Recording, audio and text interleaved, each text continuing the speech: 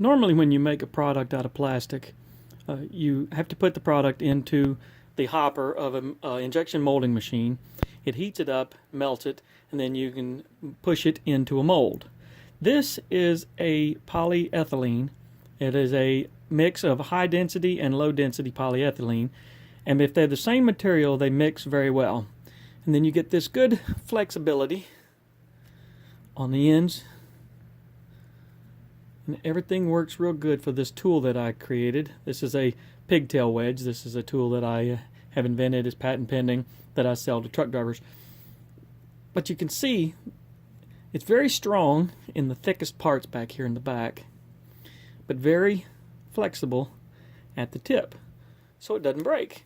It doesn't tear, doesn't break, and it can last a long time for truck drivers. Well, I wanted to show you what happened. I would like to have a little bit of color in this, but because I have a vertical injection molding machine and I don't have the auger type, it's difficult to mix colors. So I tried it anyway.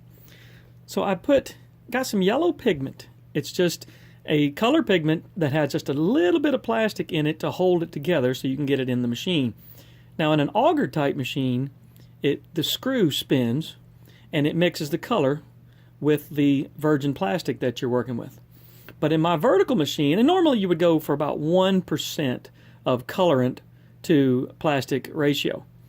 But in my vertical machine, 1% just wouldn't do anything. It just gave a little bit of a yellow hue color mixed in. But what I did is kept increasing the pigment just to see how much it would take to give me this nice color. This is beautiful color. This is what I wanted. I want the yellow or an orange or whatever color that I want to make my tool in. I want a full color. But I had to go all the way up to almost 25% colorant pigment to plastic ratio. And in the back, everything is fine. And even when you just do normal little things, it seems to work. But if you put it to the extreme, it's fragile because there's too much pigment. So that won't work. Whereas without the colorant, you can bend it. The plastic just, it won't break. But because of the 25% pigment in the yellow one, it just won't hold up. It's got a lot of flashing on that one because I was just playing around with it.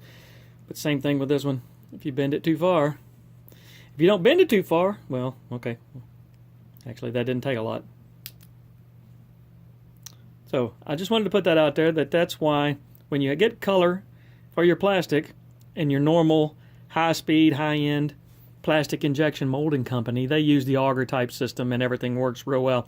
But for the small guys like me, the colorant for virgin material, which virgin material comes in this natural or neutral color, they call it, and it works just fine, just like that. But if you want any color, you've got to go with recycled plastic that is already colored, that already has the 1% color mixed in with the recycled material. And as long as my recycled polyethylene is 25% of the mix, then that yellow will work just fine. But for me to have color, I have to go with a regrind or a recycled material, which is fine with me because this is a tool for truck drivers, and once they use it the first time in a pigtail to keep the electrical lights on a trailer, it's going to be dirty anyway. So recycled material works just fine for me, but I just wanted to put that out there, that pigment in your material has to be around 1%, 1 or 2%, but going up to 20, 25%, these are the results you get.